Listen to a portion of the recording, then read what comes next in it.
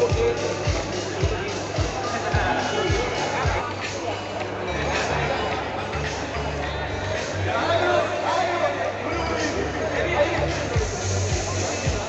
semua, kembali lagi di vlognya Rizal Swada, dan di video kali ini kita lagi ada di acara launchingnya Aprilia, dan yang mana kita bisa lihat di sini ya, Aprilia udah mulai bermain di Matic.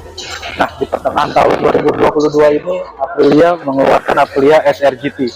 Nah, dan di sini yang kita tahu Aprilia ini untuk SRGT mereka kasih dua tipe pilihan ya, ada yang tipe sport, yang tipe standar.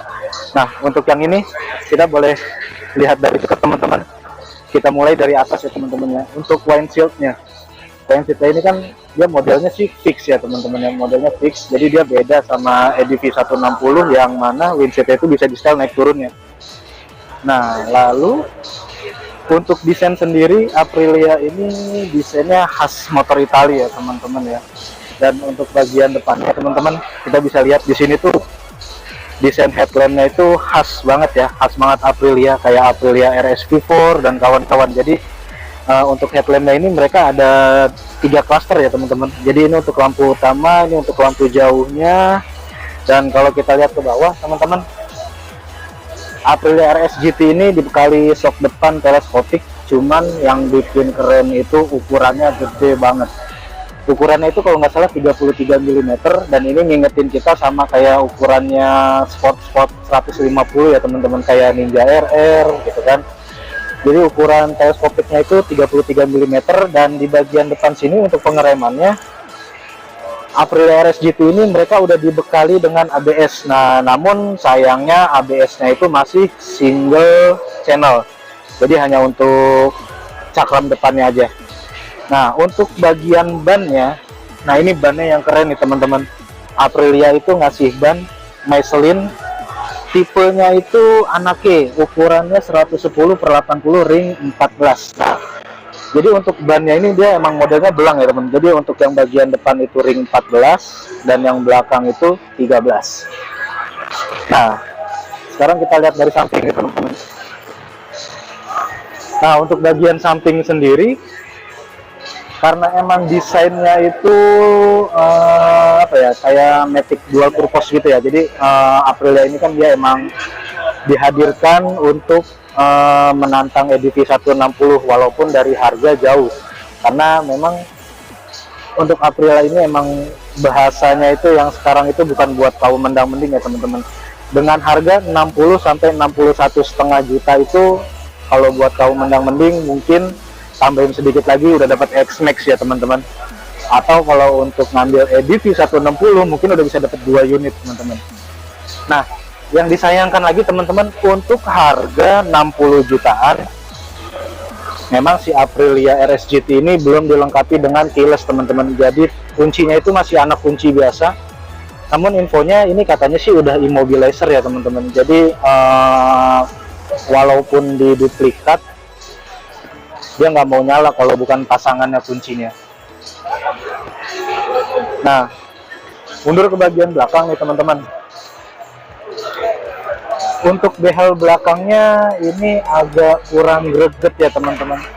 Mungkin kalau behel-behel motor lain pada umumnya itu bahannya aluminium, bahan babet gitu kan keras, cuman ini bahannya kayak plastik gitu, jadi agak-agak reot gimana gitu kan. Nah, cuman di belakang sini emang desainnya udah motor adventure banget ya teman-teman. Nah, untuk mesinnya sendiri, si Aprilia ini dia punya mesin 170 cc dan tenaganya itu sekitar 17 dk dengan torsi 16 Nm. Nah, untuk bagian pengereman belakang seperti yang tadi udah gue kasih tahu, dia udah cakram juga. Dia udah cakram, cuma ABS-nya ya, ABS-nya itu dia masih single channel. Untuk shock belakang dia udah dual shock, dan yang kerennya di sini dia udah ada preload ya teman-teman. Nah, di sini teman-teman bisa lihat nih, dia udah ada setelan preloadnya. Jadi kekerasan tumpukannya teman-teman bisa setting sendiri. Dan untuk bagian stop lampnya, aduh keren banget nih. Untuk bagian stop lampnya, andaikan stop lamp ini dipakai di EDV 160 pasti itu jadi keren banget ya si EDV ya. Nah, Lanjut ke sebelah kiri teman-teman. Nah ini untuk bagian sektor CVT-nya, ini ada box filter yang gede banget. Dan ini dia mesinnya itu ada embel-embel iGate ya, karena kita tahu Aprilia ini udah jadi keluarganya Piaggio. Jadi dia ada embel-embel iGate di mesinnya. Lanjut kita ke bagian speedometernya nih teman-teman. Nah untuk bagian speedometernya sendiri, di sini sih bentuknya cukup keren ya teman-teman ya. Nah jadi di sini ada kecepatan, indikator kecepatan, ada indikator RPM, fuel meter, tegangan aki, sama suhu luar ruangan, ada jam, ada trip, dan ada suhu. Nah nanti di sini kok ada yang kosong nih, apa ya? Nah ini tuh dia tuh ada konektivitas Bluetooth by phone lewat aplikasi namanya Mia. Nah lanjut ke bagian tombol-tombolnya nih teman-teman. Di sini dia ada tombol starter, ini ada apa nih, engine cut off, dan ini, nah ini ada gambar handphone ya teman-teman. Ini buat konektivitas ke Bluetooth nanti untuk ke speedometernya. Nah untuk di sebelah kiri di sini ada buat dimmer, ngedim lampu dim, dan kalau didorong ke depan ini jadi lampu jauh. Ini ada mode untuk merubah ini, dan ini ada idling stop. Kalau di Yamaha itu smart stop system, cuman biasanya kan kalau kita lihat ada di sebelah kanan ya. Kalau di Matic Jepang itu, kalau dia ada di sebelah kiri, dan ini ada sen, dan ini ada klakson. Nah untuk selang remnya nih teman-teman yang keren nih. Jadi dia modelnya udah kayak aftermarket gitu ya, selang rem racing gitu yang udah dilapis sama rajutan baja. Sama depan belakang dia udah kayak begitu juga. Dan ini untuk buka bagasinya gimana ya? Oh ini untuk buka bagasinya ada tombol di sini teman-teman.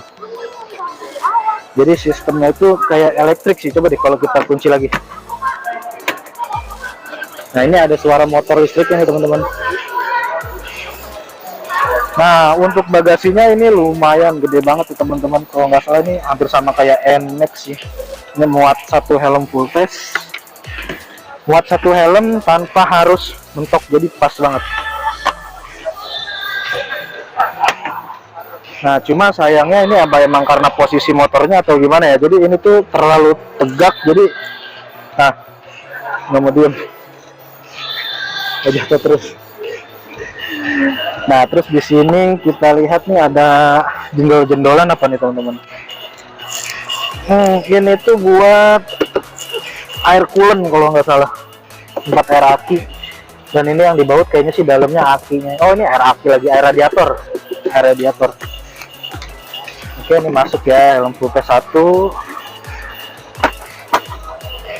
Nah terus kita coba lihat posisi readingnya nih teman-teman. Bentar.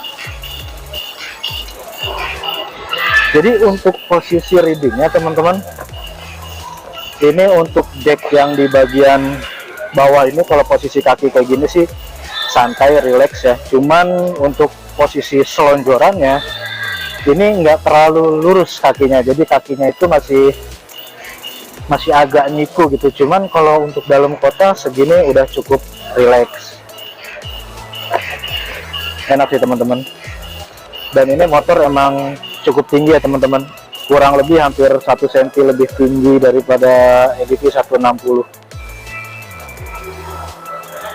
Posisi stangnya santai, nggak terlalu tinggi, nggak terlalu bawah juga. Nah untuk joknya sih keras-kerasnya mirip-mirip ya teman-teman, kayak rivalnya kayak EDV.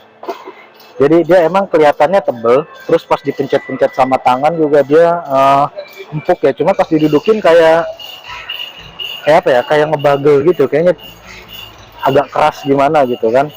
Nah kalau untuk yang tingginya di bawah 170 cm kayaknya sih jinjit teman-teman. Coba ya. Nah ini teman-teman, gua sendiri tingginya itu 170 cm kurang sedikit. Jinjit teman-teman. Kalau misalkan agak mundur tambah jinjit teman. Karena memang motor ini lebih tinggi sih, lebih tinggi daripada EDV 160.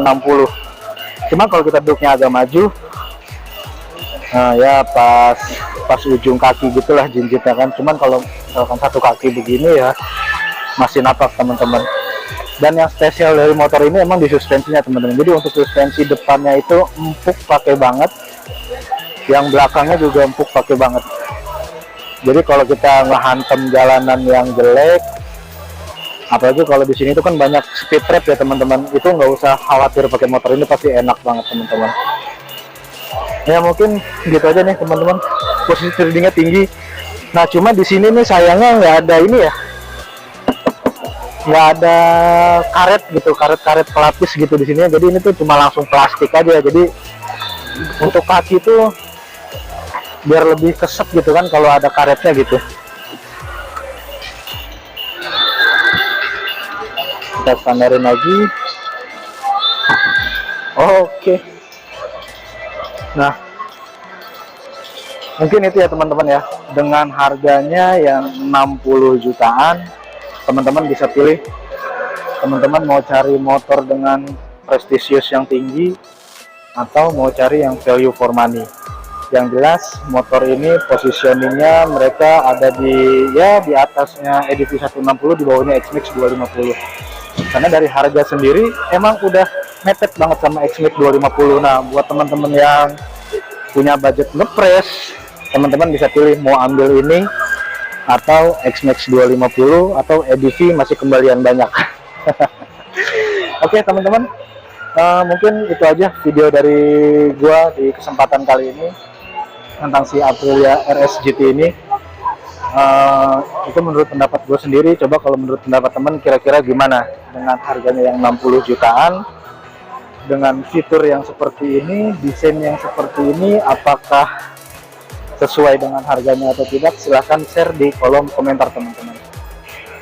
Oke, gue Rizal Suhada, and see you next video. Bye.